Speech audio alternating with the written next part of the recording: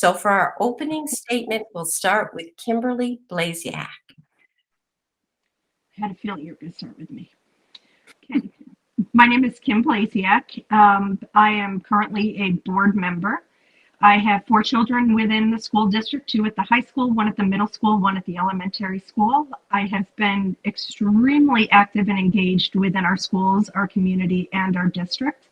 Right now, besides the board position, I am also the co-president of our Guilderland Community SEPSA. I am vice president of our Guilderland PTA Council. I am treasurer of the Pine Bush Elementary PTA. I'm also on the board of directors for New York State PTA as the outreach coordinator.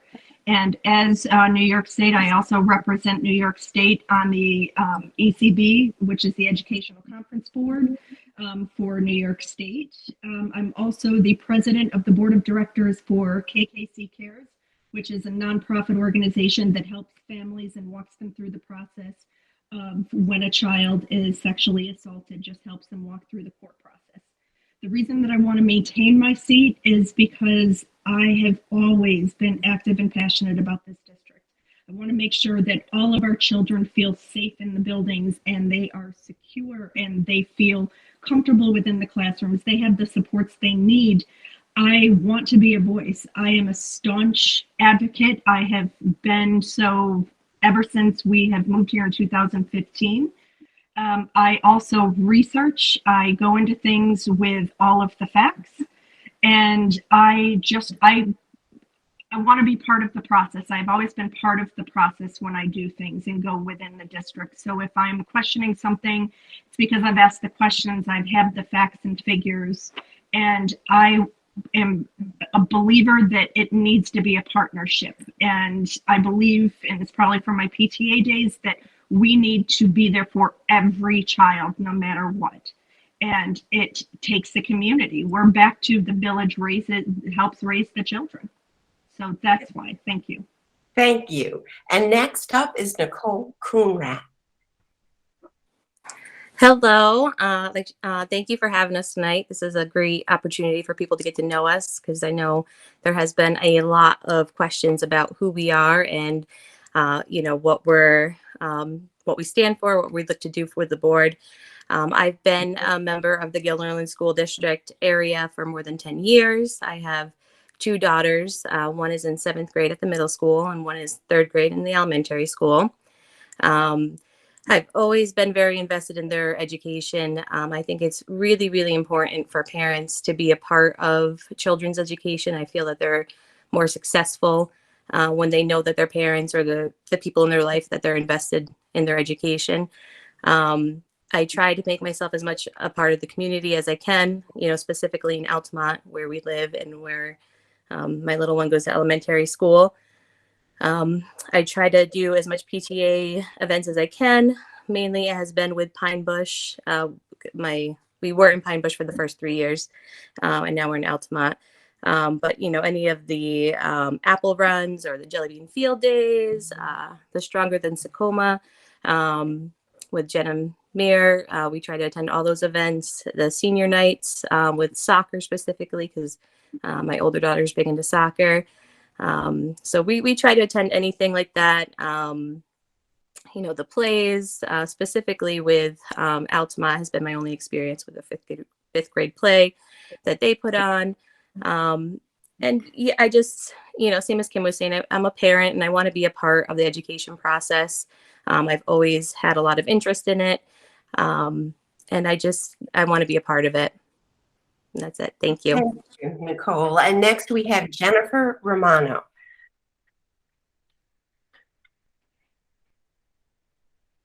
Hi, everyone. My name is Jen Romano, and I'm running for school board because I want to ensure safer schools that embrace diversity, inclusion, and equity. I've always lent my passion and diverse skills where I see a great need, and I feel our schools are in desperate need on many fronts. Teachers, staff, administrators alike struggling to do more with less, students struggling with the highest levels of anxiety we've ever seen, parents struggling to recover from a pandemic, manage negative effects of social media, and find ways we can best serve our schools. I have 3 children at Westmere and Farnsworth. I've worked to enhance safety within the district for the past 5 years. I'm the first non-district or town-affiliated member invited to serve on the district Safety and Security Committee. That commitment has also extended me opportunities to sit on the gun safety and social media subcommittees. When I'm not focused on making our schools safer, I'm sharing my talents volunteering in and out of the classrooms. I've independently raised thousands of dollars for Westmere's playground and purchased equipment which can be used by differently abled students. In addition, I've started an incredibly successful sneaker recycling program at Westmere, which has also raised thousands more.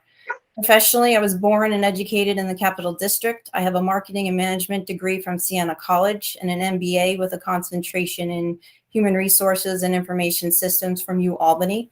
I built a successful consulting career implementing human resource system solutions for clients such as the DC City Government and DC Public Schools. I have a proven track record within our district for being an out-of-the-box thinker that can work with anyone. I know how to collaborate and implement comprehensive solutions that work. If a healthy, fiscally responsible budget cannot meet our growing needs, then frankly, we need to be innovative. We need creative problem solvers able and willing to meet those immense challenges and work with all stakeholders to implement positive change. I'm confident if given the chance to serve your families and our schools, I will be the agent for change that we need. Thank you. Thank you. And Kelly Person is next. Hi, good evening. First, I'd like to thank the Enterprise for having all of the candidates on tonight. To have so many candidates is certainly unique in Guilderland, and it's great for the community to hear from the candidates on their thoughts on the district. For me, my name is Kelly Person. Professionally, I've been serving in the Air National Guard for the past 25 years right here in Schenectady. Currently, I'm an Inspector General working for National Guard Bureau in DC remotely from my house here in Guilderland. I'm the mother of 4 school-age children, 3 of which are at Guilderland Elementary currently, and one is along the way, or she's headed there in a couple of years, so watch out, Guilderland. My wife and I specifically decided to start our family right here in Guilderland because she was raised here. Her siblings all went through Guilderland and they had a great experience. My kids are the reason I ran for election to begin with in 2019. I know firsthand how central schools are to our community and how important they are for children's development. I was elected to the school board in 2019. Everything was going great, and then the pandemic hit, and it hit really hard right here in Guilderland, first off. So I wanted to thank the teachers and the staff and the administrators for all the things that they did through the past 2 years. They had to deal with things so unprecedented so quickly. So I'd just like to thank them for all of the hard work they've done working through this, and to our parents and our community members for sticking with us and working through all the changes and all of the changing guidance and working with us to try to get it out to everybody, because we really worked hard.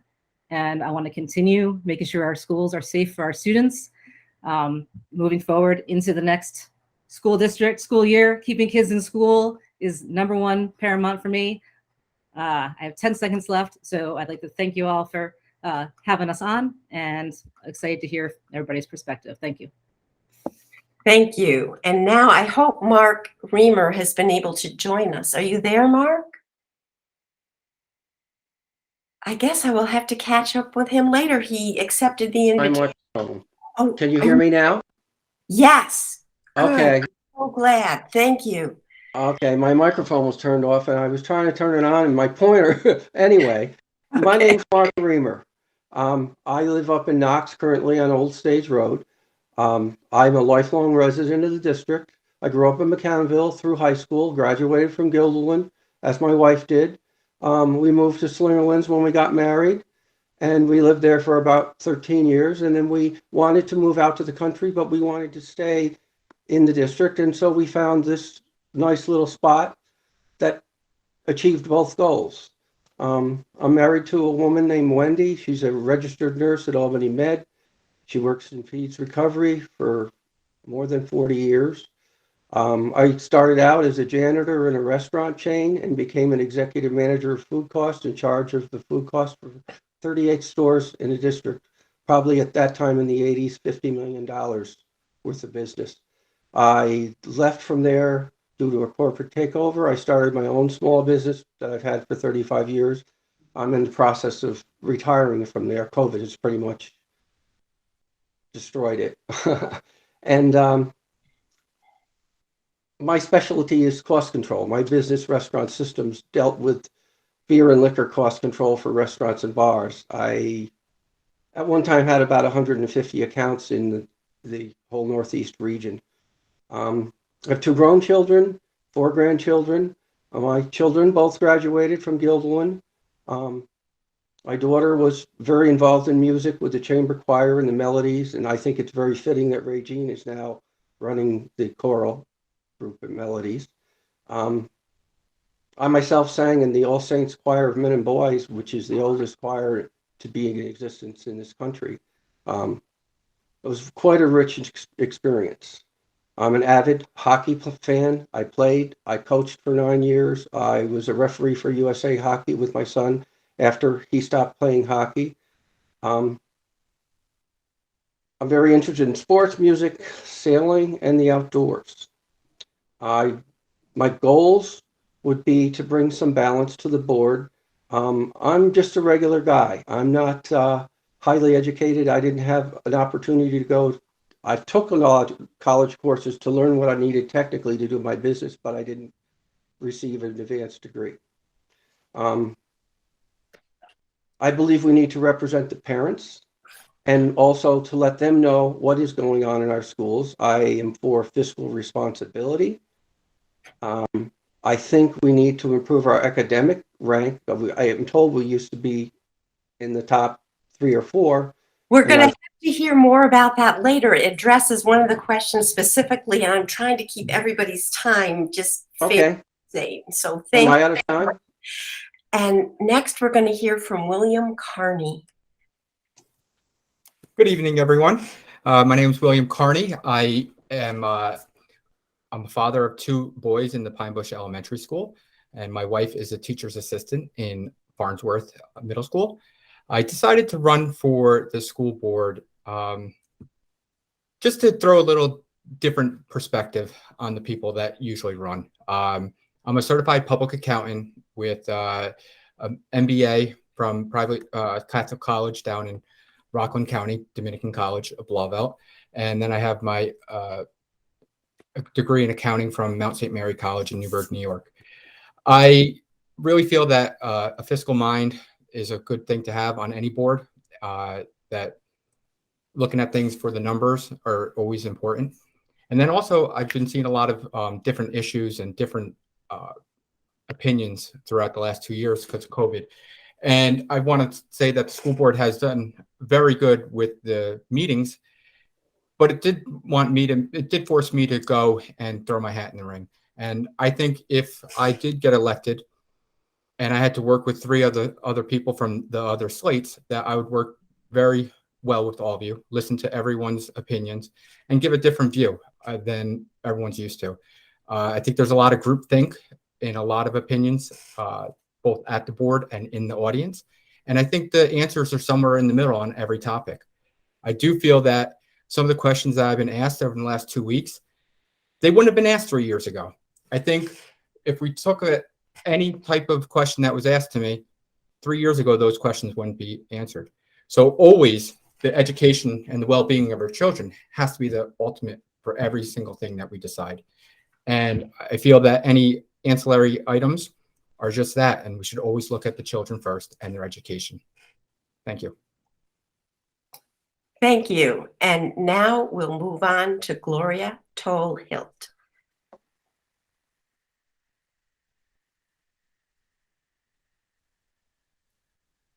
You're muted. You can take your microphone off mute, Gloria.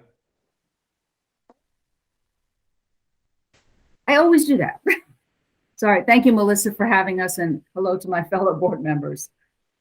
I am a current member of the Board of Education, and last September 1st, I was attending opening day, sitting in the gymnasium with the staff. It was a staff opening day. And as I was sitting there, Christinita, who's the Pine Bush Elementary School principal, came over and said, I knew him from Farnsworth when we worked there. He said, gee, when did you start at Farnsworth? And I said, oh, it was, let's see, September 1971. And he looked at me and he said, so this is your 50th opening day.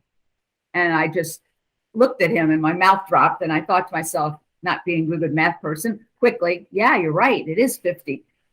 And I thought, I'd served 35 years. I had been a social studies teacher at Farnsworth and then 15 years on the board.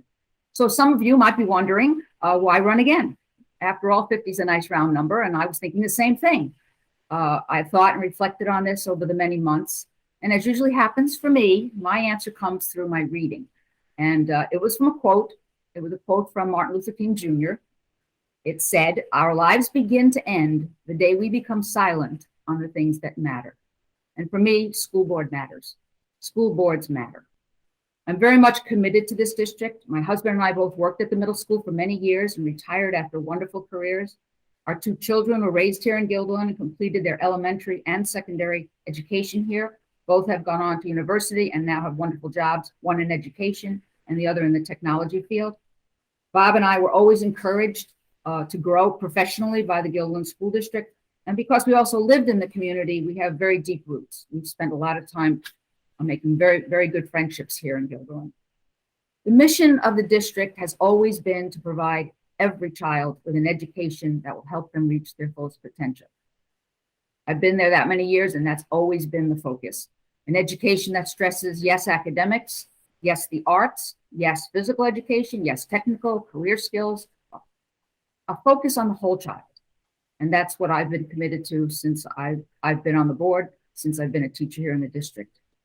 As a member of the board, I've served as vice president. I've been a longtime chairperson of the communications committee, as well as a member of the business practices committee. Each year I serve as liaison, as all board members do, to one of our schools, and I try to participate in the work of that school, the PTA, attending events that occur, and also helping to keep PTA informed of what's going on the board then. Excellent. I'm so sorry, but I have to cut you off just to keep our fair 2 minutes each. That's And fine, Melissa, thanks. thank you. We're going to move on to April McAllister. Hi, I'm April McAllister, and I'm so grateful for this opportunity coming to meet all the candidates and just have an opportunity to bring my voice to the seats. I moved to Guilderland 13 years ago. I was brought up in Colony, and I specifically moved here knowing I was having children and seeing Guilderland from my hometown growing up and all the great things they offered. So I came here 13 years ago, and I was just excited to get into the school system once I had kids. And so I have 2 kids in elementary school, and I'm running for a seat on the board because I want to bring a fresh perspective. I'm not integrated in the school system. I'm just a mom. I am a local business owner too. I own my own hair salon business. And so what I've experienced, like many other parents, moms and dads in the district, is that we don't know everything that's going on in the 4 walls of the building that's helping raise our children. And I talk to a lot of people, a lot of parents, and people want to know a lot more of what's going on out there. And as a hairstylist, I can bring to the table my experience with a budget, but I also think I have a lot to learn, and I'm eager to learn, and I want to learn. I don't have, a college degree. I went to BOCES in the Capital Region, but I went through the same system in Colony that Guilderland offers. And so being a hairdresser, going through the self-employed experience, I have the opportunity to hear from people raw. I hear the good, the bad, the indifferent. And that's how I decided to collaborate with Barb, Nicole, and Mark so that we could help bring a fresh voice for all the people. Just even not all parents can make it to board meetings for their voice to be heard. They're hardworking, for their families, they're busy. They don't have the energy to do it. It's a lot. And I just decided I'm going to try to do this and be a voice for all the parents and families and people of Guilderland who haven't gotten their voices heard. They want to, this day and age, I feel that more families can have more input with questionnaires and surveys and contact from the district about especially academics and medical decision making. There's just, there's a lot of people running this round for a reason. And I think that some new voices need to be heard, not just the candidates on the board, but the people of the community. So I want to be part of the solution. I want to help bring back the basics of academics, back to the basics, childhood experiences. I want to help restore cultural competence, and really help Guilderland District navigate away from any other agenda besides what is best for the kids. So I'm eager to, take the next step, and I hope you vote for us. Thank you so much. Thank you. And now we're going to hear from Katie DiPiero. Thank you. And like everyone else, thank you again for giving us this opportunity to share why we're running and a little bit about ourselves.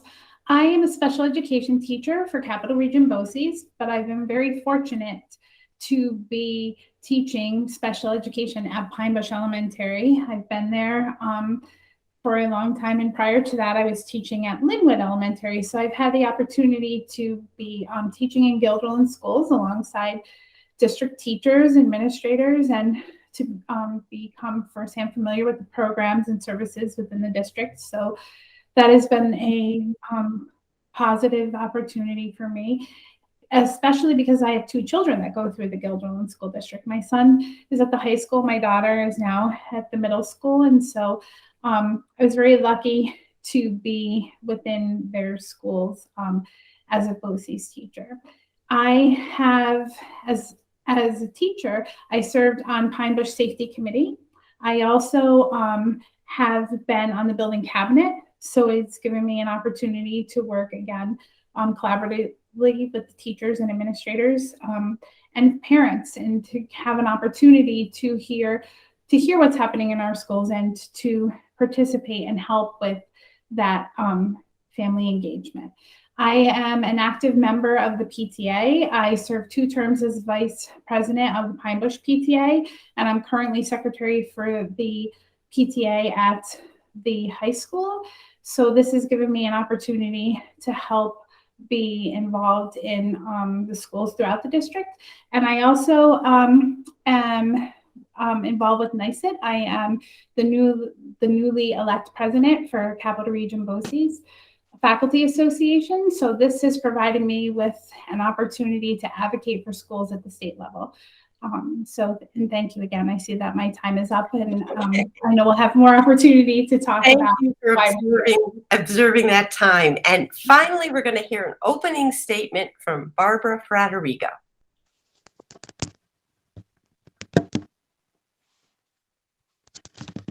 Your microphone is on mute. Sorry about that. I just wanted to say thank you, Melissa, for hosting this forum, and for all my fellow board members and people in the community who have stepped up to the plate. A lot of people know me. I've served many, many years on the board, as Gloria has, and I have enjoyed every minute of it. I was born in Massachusetts. As some people say, I haven't lost all of my accent yet. But as a student there, I went to college in Boston at Emmanuel College. I majored in biology and chemistry, had a double major and a minor in secondary education. It was basically through my childhood that my love of sports, that I think has been exhibited over my years of service on the board, began. I was very fortunate, even in the 60s, of going to a high school that offered girls sports. And the fight has been so tough to get equality for girls' sports that I am thrilled at the stage that, many schools now have very equivalent programs and opportunities for young women. I have lived in the district now for, I think, 47 years. I've been married to my husband, Phil, it'll be 55 years this August. We raised 5 children in Guilderland. They all went to Guilderland schools. And as Gloria said, all our kids are productive adults with good careers. And the one thing that I have always sustained myself with in this idea of service to the community is that I wanted each student in our district to have the same opportunities that my children receive. My children are long gone. I do have 3 grandkids in the district now, but our district has been known for providing the needs for kids of all ability levels. And for that, I'm very, very grateful. While I've been on the board, way back when we had a drug safety and drug-free school committee, I was responsible with that. I worked on the bullying committee. I'm so sorry, Barbara, but the time time to cut. We I can would finish up encourage later. any of you, I feel awful cutting you off. You can always write a letter to the Altamont Enterprise editor, and we will run it if there's more you want to say. So now we're plunging in to our first question, and Nicole Coonrat's going to be the first person to answer. And a minute is even shorter than 2 minutes. That's So I crazy. would advise It's okay. each to put your most important thoughts first, because it goes fast and voters are looking at 10 people who they may not know half of you, and they're trying to get the essence. It's like the lead in a news story, the essence of what you believe. So question 1, the subject is standardized tests. There's an ongoing controversy between teaching to the test and allowing teachers more freedom in creating their own curricula or serving students' social emotional needs, which may result in a drop in the district's ranking. Where do you fall on this spectrum and why? I would say, I understand in theory the standardized testing, why we have it and why it would be good. But I do feel that, children learn in different ways. Not everybody is the same, the way that they learn. Some people are more hands-on and whatnot. So, I think to put them in categories with standardized testing is probably not the best. But I do believe that in schools that we really should stick to, academics, and the main subjects, science, math. I feel like we kind of are putting a lot on our teachers and that we shouldn't keep adding more to them. So that would be my concern with adding more to the curriculum for teachers. Thank you. Great, and you fit it in less than a minute. So now we're moving on to Jennifer Romano.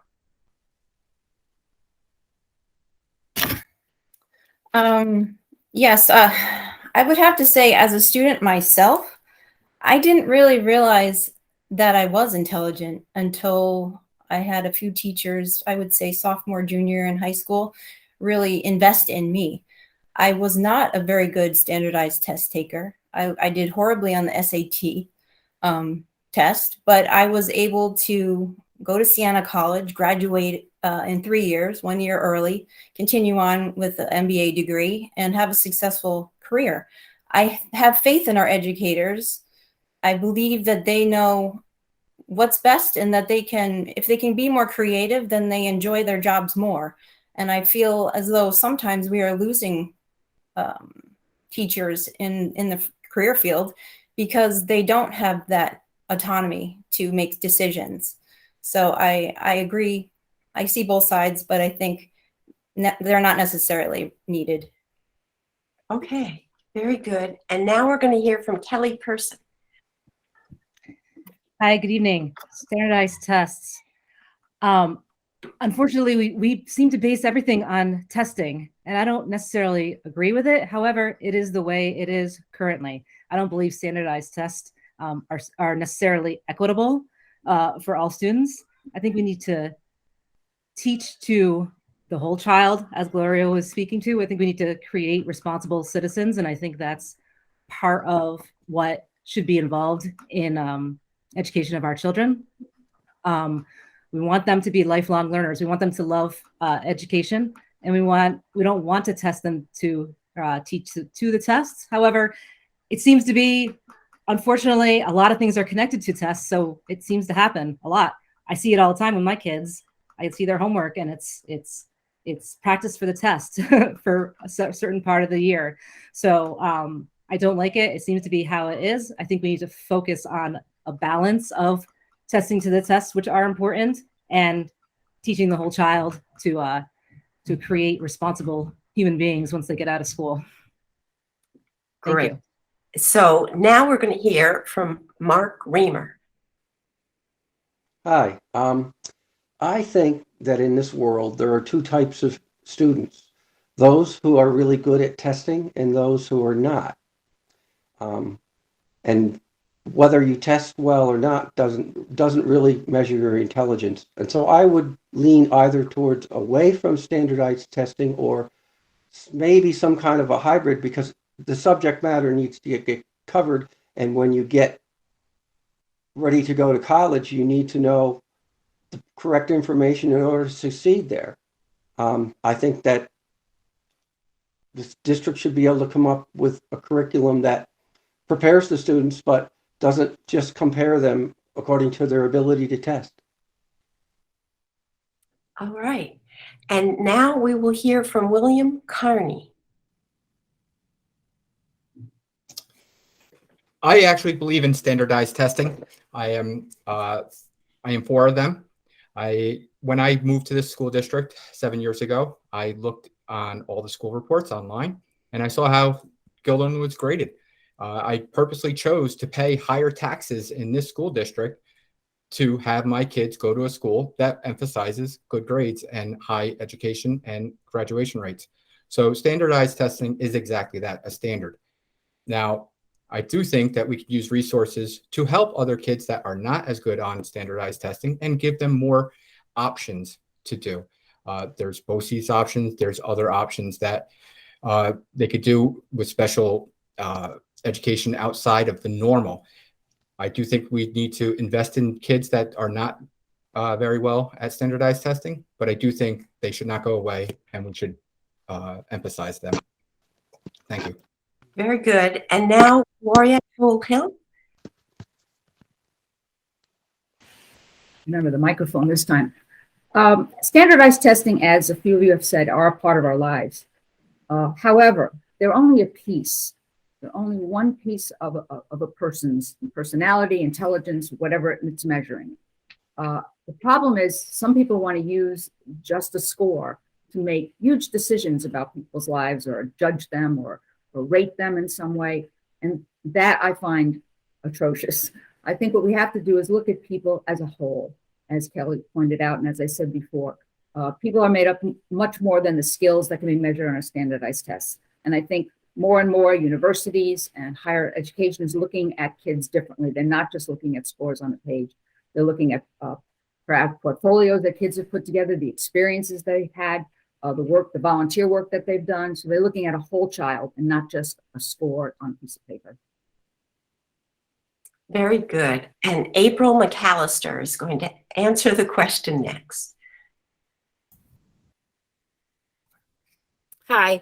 My experience with the standardized testing is that it brings a great deal of stress on many children and parents and teachers. And I understand that there's certain things we can't get away from as a district, things that we have to do. But I also think for the students that aren't benefiting from it, that we can raise more awareness that those students have the option to opt out. I don't think that there's enough information coming across the board for these families to know that they have options. So that's my personal experience with it. I think testing is important. I think it does measure a student and where they are and where they need to go. And I think that can help the teacher. But I think that, our academic ratings are reflecting, more importantly, what needs to happen in the classroom besides just them learning a specific information to get a test score. So that's where I stand with that. Very good. And now we're going to hear from Katie DiPiero. Thank you. I agree with what has been already stated, that the tests are really not equitable, and they certainly often do not reflect the learning and the work of a student or the teachers, what they're doing with their curriculum. There's standards that need to be met, and there's other ways for students to demonstrate their learning that's individualized, and the teachers are really the experts in the classroom with them on this, and we're really trying to individualize and focus on the students, but the test really does not provide an opportunity to show the curriculum work that is being done by the team of teachers within the district. And it doesn't really reflect. It's just one sampling. It's a couple days. It's a snapshot in time. And for many of our students, it just shows that they have difficulty taking a test. So, I mean, I think that there's other ways that we can measure the success of our classrooms and our students other than the standardized test. Thank you. And now Barbara Fratterigo. Okay, I don't think the two ideas are mutually exclusive. You have to have some form of standardized testing to establish a baseline of where your student progress has, gone to. On the other hand, it doesn't damp down innovation in the classroom.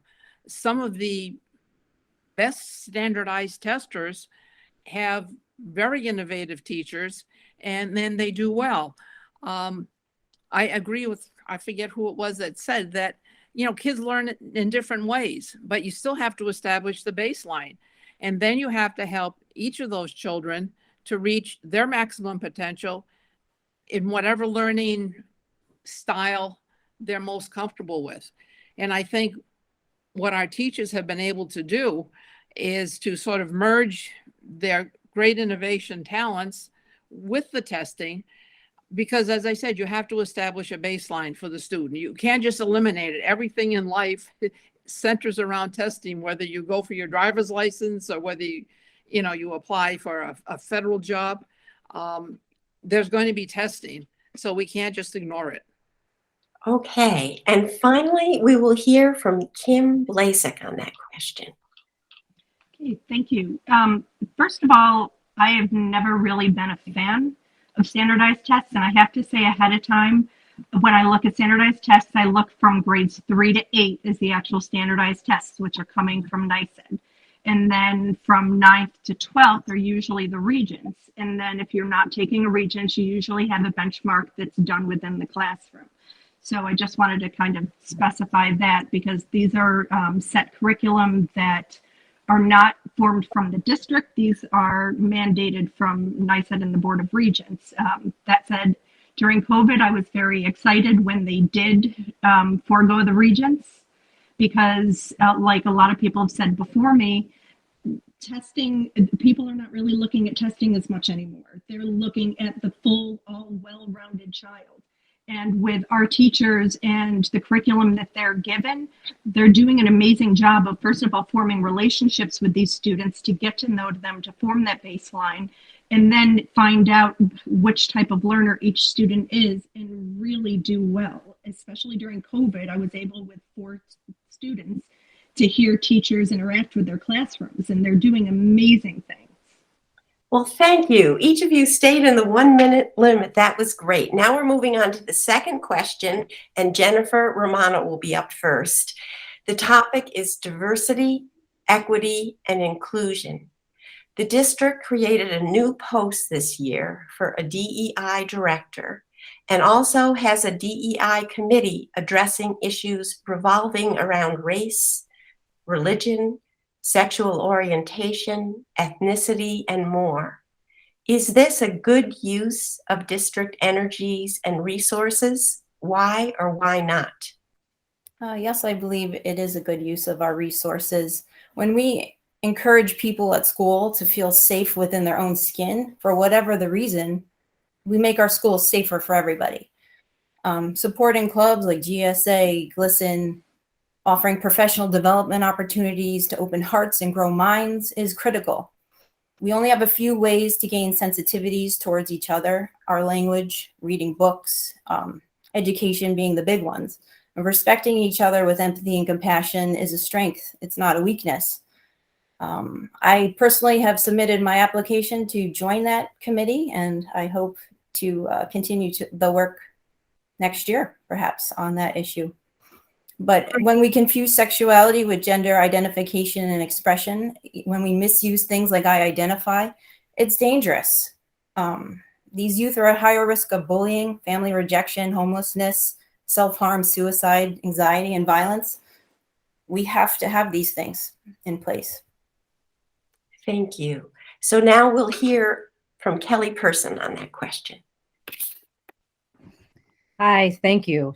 The DEI committee is, I think it's an amazing committee. We started it, we created it, I'm on it. We hired our DEI director, he is phenomenal. We have been working for the past 2 years, those 2 years, I lose track of time, with an amazing group of community members, teachers, parents, board members, administrators to take a look at the district to see what things could change, what things are good, what things are bad, how we can support our children to be in a safe environment so they can be safe, so they can feel like they will be able to progress to their 15 seconds. That bothers me. So yes, I think it is a fantastic experience being on the committee. I think the community has amazing ideas, and they're working very hard, and they're all very involved in the committees. And yes, I want to see it going. I support it, obviously, and it is a good use of Guilderland time, is what it is right now. Thank you very much. Thank you. Mark Reamer? Yeah, hi. I'm just learning about this, so I've tried to study up quickly, but I fully agree that DEI is a necessary thing in our schools. There's a lot of reason kids are bullied, their appearance, all of the above, and we need to do everything we can to prevent that or stop it. I don't agree with some of the ways that I think they're going about it, like K-3, talking about body parts and those. I just don't think that belongs in the classroom. I think they should focus more with the kids that have these situations instead of jamming it down the throats of the kids who don't have anything to do with it. Okay. And next up is William Carney. Yes, I do think it is a good way to spend our funds. And when I'm on the board, I will make sure the proper allocations is put to this. Thank you. Gloria Toll-Hilt.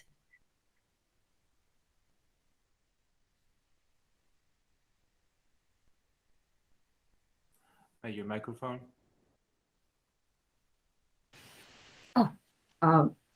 As a public school, we're obligated to teach every kid that comes through our door. We don't turn kids away. And kids come to us with various needs all over the place. And our obligation and our responsibility is to provide them with what they need. DEI money is the most absolutely essential that we spend that money. And we've created a wonderful committee, as Kelly has referenced. We've hired a wonderful director this year. We're very proud of the work that they're getting off their feet. I sit on that committee, on the equity audit committee. We're putting together, hopefully, an audit that will be done, an equity audit that will get a handle on where we are as a district. I believe this work will make Guilderland a place where every child will be welcomed, appreciated, accepted, and educated at the highest level. You all know the motto of our country, E pluribus unum. Okay, out of many, one. Well, we only become one if all of us with all our differences come together and respect and honor those differences. Thank you. And April McAllister, you're up next. So DEI is new to me as well. What I've learned about it, I think there's a time and place for it. I also think that we need to dig a little bit deeper and have more transparency on the programs and theories that are coming into the school district that are being exposed to all children without parents knowing what's going on. I don't think there's enough transparency under the umbrella of what DEI is bringing into Guilderland. I have some questions about the budget and the amount of money that is going into that when other things are suffering. Like there are other things that parents in the community and teachers do want for the schools that are just keep getting pushed to the back burner. So I think a lot of those things need to come to the forefront. I don't think there's anything wrong with classroom diversity and inclusion, but I think there's a hyper focus on it right now, and it's framing children and they're thinking of each other as opposites. And I think parts of what is coming in through this program is, I think it's a dangerous application. And I think that there needs to be more transparency if it's going to be a program that is supported by the community. Okay, so Katie DePiero. Thank you. I think that the work of the DEI committee is essential and crucial to the district. As a teacher and as a parent, it's certainly the work that the DEI committee is doing within our district is what I want for my children to see, that we have respect for every student and that every student is supported in the community, and to understand the differences of the people that they encounter and to learn from that and to have appreciation for that. And that's certainly what the environment that I want for my children. And as a teacher, I think that it's important to recognize that if you're going to provide academic success for every student, that is a significant part that you need to be taking this culturally responsive teaching into consideration if you're going to provide support and academic success for every student moving forward. They're going into a world where they're going to meet a lot of different people, and they need to understand and have respect for diversity, equity, inclusion. It's crucial, the work that's being done with the DEI committee. Thank you. Thank you. And now Barbara Fratterigo. I have been serving on the DEI committee with Gloria and Kelly, and have to say that I've learned a lot of history that I wasn't exposed to, even through college. And it's been a great learning experience. I have no problem with paying our diversity educator because he's doing a great job. I do have a problem, however, of spending money for an audit. I have just seen so many consultants hired by our district that, they charge the district $75,000, $45,000, and then it's nothing new. We know as an equity audit and reading reports from other school districts that we don't have enough teachers of color, that we don't have enough kids in AP that are people of color. It's going to be repetitive of that. But over and above that, I just want to remind people that DEI is diversity, equity, and inclusion. So we're not just talking racial issues. We're also talking about the needs of the special ed students. We're talking of the needs of all students, as Gloria pointed out. We want every single kid to feel successful and comfortable in their skin and feeling safe in our school. And that's been my platform for the last 20 years. So it's nothing new. Okay, so next we hear from Kimberly Blasiak. Thank you. I'll try to answer as fast as possible. First of all, I'm currently on the DEI committee with Kelly, Gloria, and Barb. I do believe that this is something important. I do want to stress also that I think lately there's been more of a push and a confusion between sexual identity and gender. They are two separate things. Our DEI encompasses gender. And when we talk about the different parts, I know at least I can speak to 5th grade at Pine Bush because I'm on the building cabinet. That is something that is introduced in 5th grade. A letter is sent to parents for permission. The parents are allowed to watch the video first, according to the curriculum. That's when it goes in first. That said, DEI also encompasses religion. It encompasses special education. It encompasses cultural identification. There's so many different facets to it that I think we get away from it and tend to look at race. I welcome anyone to watch our live streamed meetings. If you can't watch it, they are always on GHS Media. That's what I used to watch in my very small free time before I was on the committee. But people are always able to ask questions to find out more. Thank you. And finally, we have Nicole Coonrat on that question. I think diversity, equity, and inclusion is very important and definitely something that, we should be addressing funds to. I do think that, we probably, need to be careful with how we spend that money. But I think it's absolutely necessary. I think diversity is beautiful and, it's what makes us who we are. And I want to see that every student feels comfortable and safe in their school. And I'm all for doing whatever we have to do to make sure that students feel comfortable, because they're not going to be successful if they're not comfortable. So I definitely support. I do, like Jen was saying, I want to put in to try to get on the committee, because I do want to learn more and I want to be active in it and understanding and, knowing where we are using that money. As Barbara said, I'm not sure about this equity report that the audit that they're doing, just questions about did they get quotes from other companies or just this one company? Do they have a background in doing this within this other schools?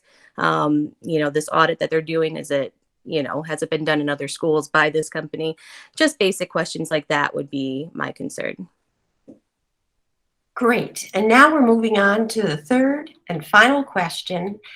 And the topic is security, and Kelly Person will be answering first.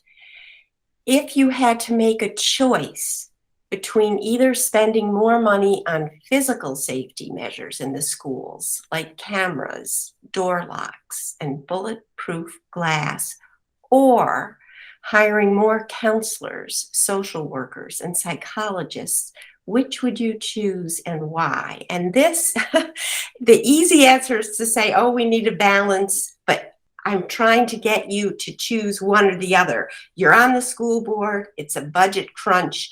You can do one of these things or the other. You can't do both. If you had to make that choice, which one would you choose? Kelly Person. Thanks. I will make it easy. I would personally work with the board to hire social workers and school psychologists to support our children. I think if we catch issues with children earlier and give them the support they need before it gets to a point where you need bulletproof windows and glasses and other things. I mean, of course, I'm gonna have to throw in there that yes, we should absolutely have security cameras and things like that. However, if you're gonna make me make a decision between preventing issues like that and responding to issues like that, it's gonna be prevention every time. So that's where I stand on it. I think we should focus on providing the district with professionals that can assist the children, especially in this critical time after COVID, where it is very much needed. Thank you. Great. So now we hear from Mark Reamer. Well, I'm going to go on the premise that your question is based on school shootings. And so I'm going to frame my answer that way. I think security cameras and things like that are only going to tell you what happened after the fact. I think that possibly bulletproof glass and door locks could be beneficial. But how about police? I never was for that. I never understood. And then we had all these kids being killed in the schools, and it's just, I know that you can't prevent it all, but we have to prevent as much as we can. And that seems like the best way. Professionals, as in, I don't think you can predict this stuff. It just happens. Okay. And next we're hearing from William Carney. When given the choice between buying products or hiring more people in the schools, I would always choose hiring more people in the schools. I think that our school staffing could be increased everywhere, and social workers is one of a great way to spend resources. I think that having a place to go talk to someone is more important than being locked out of a place.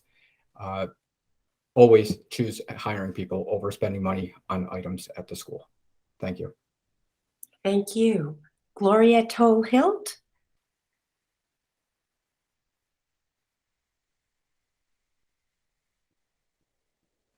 Your microphone is muted. I got to take lessons on this. I would definitely take the hiring the counselors, the social workers, and the psychologists. I think prevention is a much better route to go. And I think hiring people who can be sensitive to kids, who have ears to the ground and listen to what's going on would be a much better way of helping our students keeping them safe. Okay. April McAllister.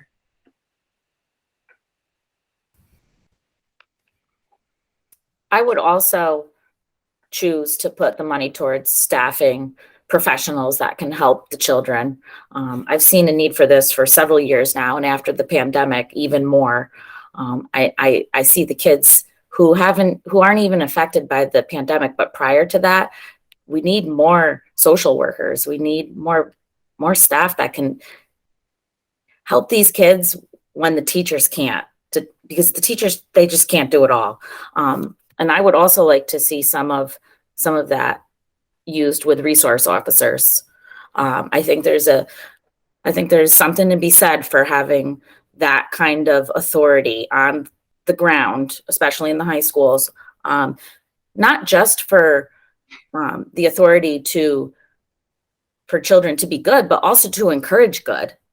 I mean, I think that having a presence like that, it helps people feel safe, but it also can encourage them to make better decisions, not just live in fear, but make better decisions. So I would like to see those two things happen.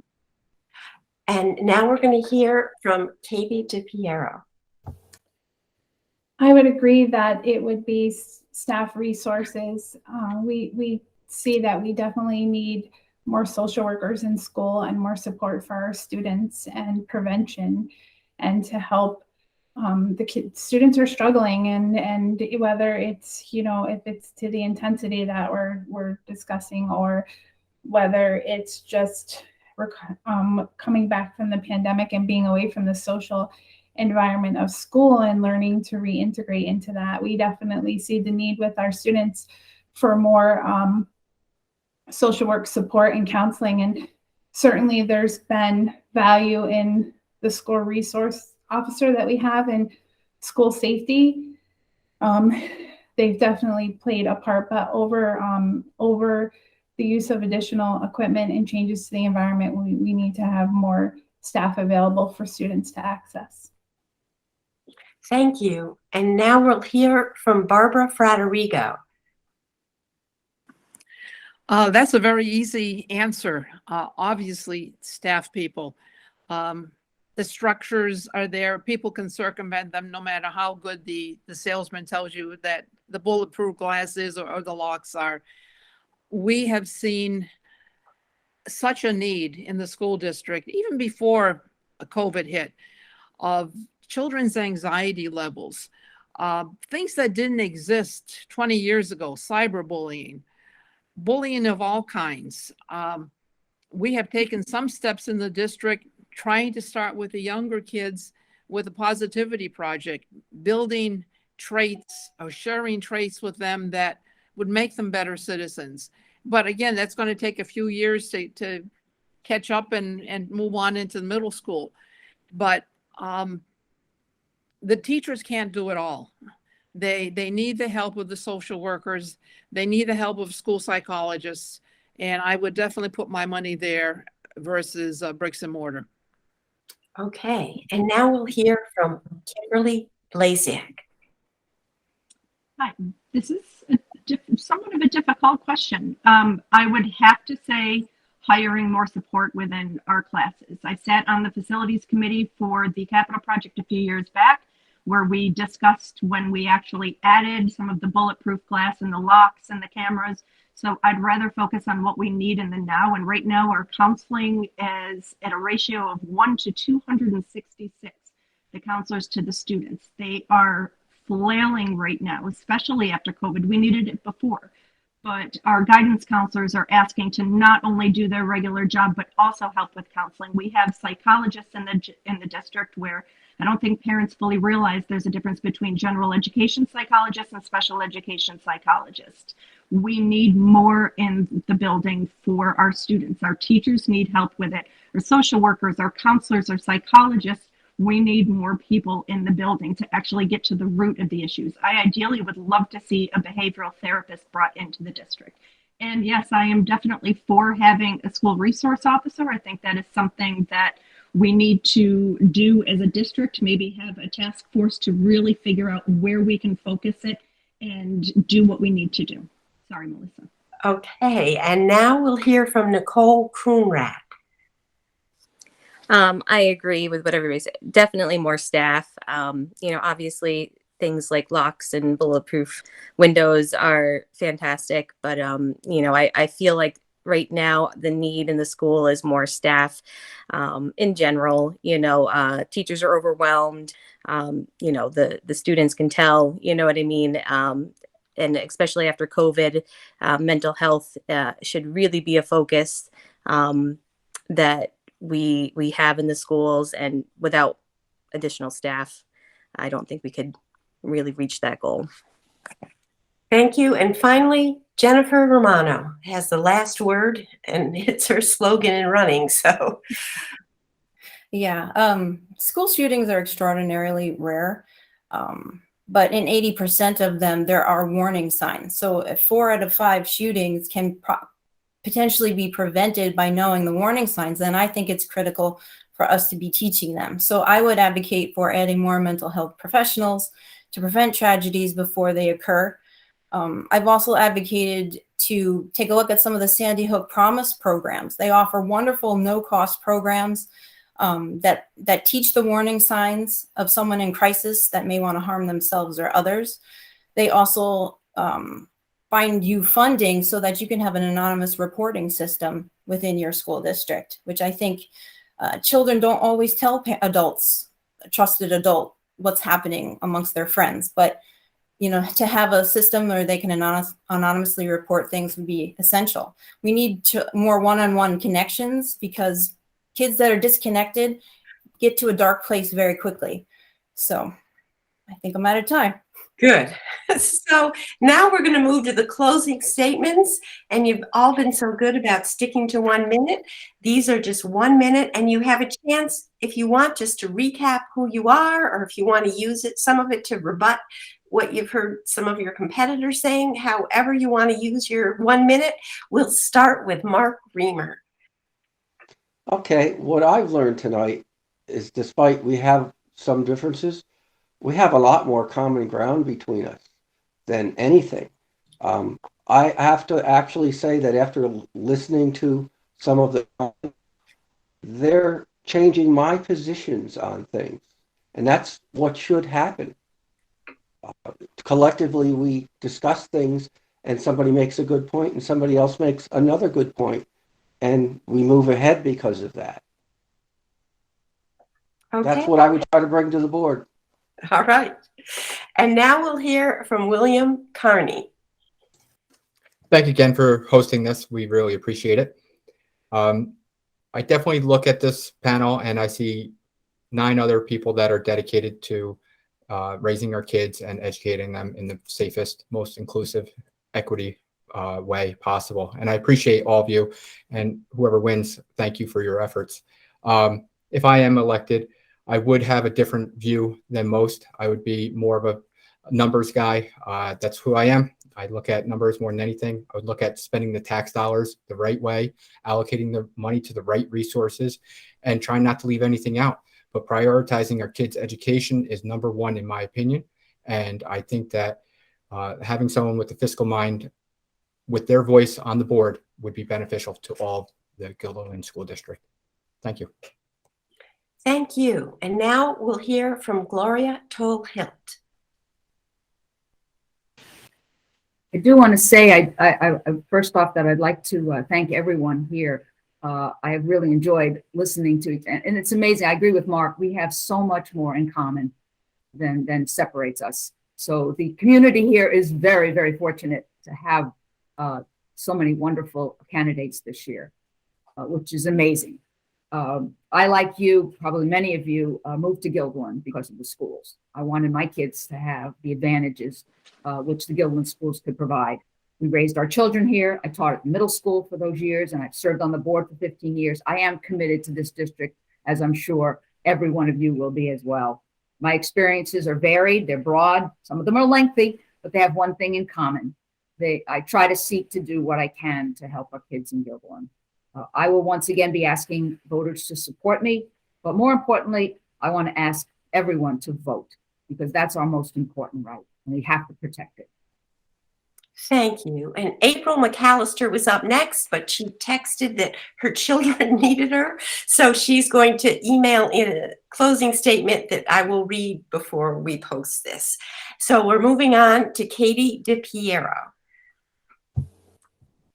Thank you, everyone, for participating tonight. And it truly just sounds like what's important is that we have a safe learning environment for every student, and that there is strong home school community engagement. And to really, our students are fortunate and lucky that there are people who are committed to wanting to take on a seat on the school board and to be a voice from the community to help our schools and our students. So again, it's grateful that there are people that want to do that and to help support Guilderland School District. So thank you for this opportunity. Thank you. And Barbara Fratterigo is next. Well, again, Melissa, thank you.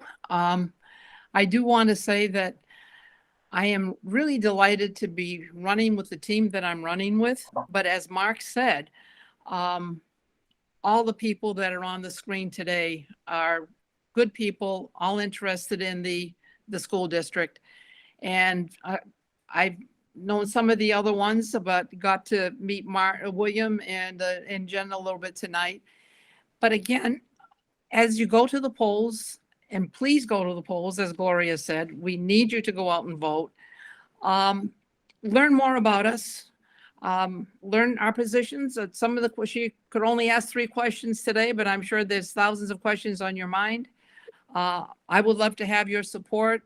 The team that I'm running with, so that's 2, 4, 5, 10, would love to have your support.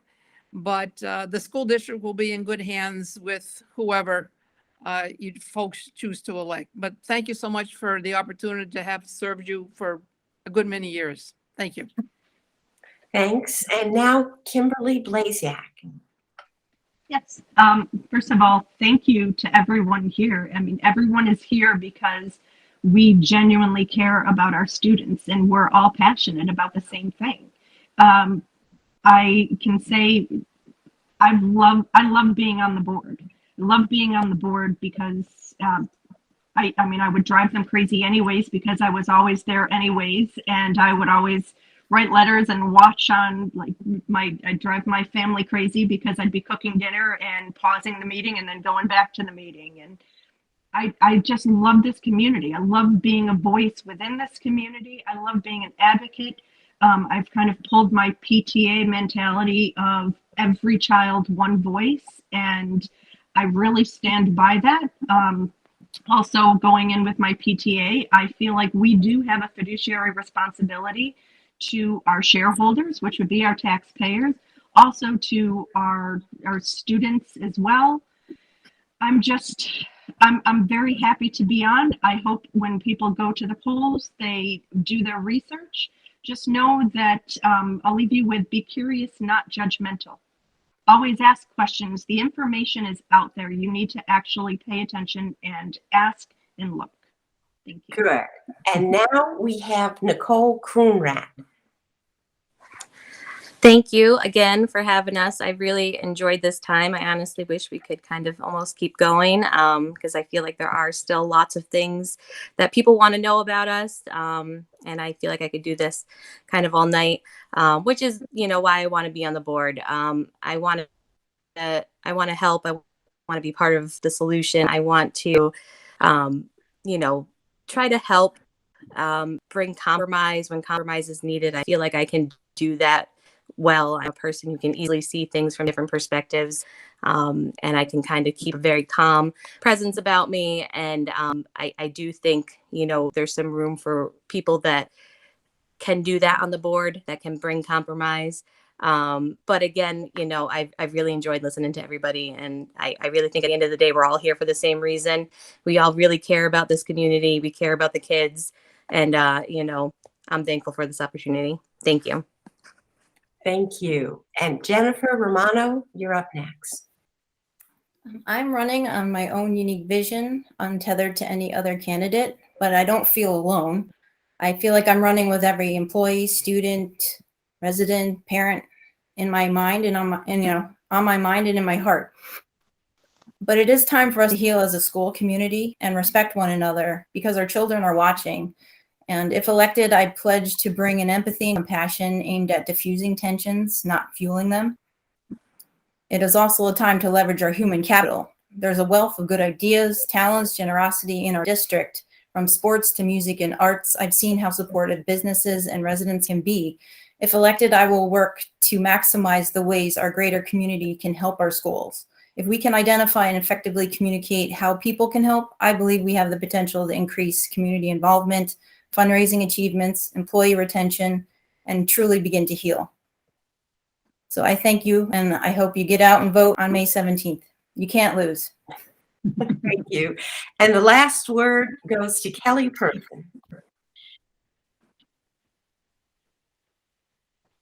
I almost pulled a Gloria.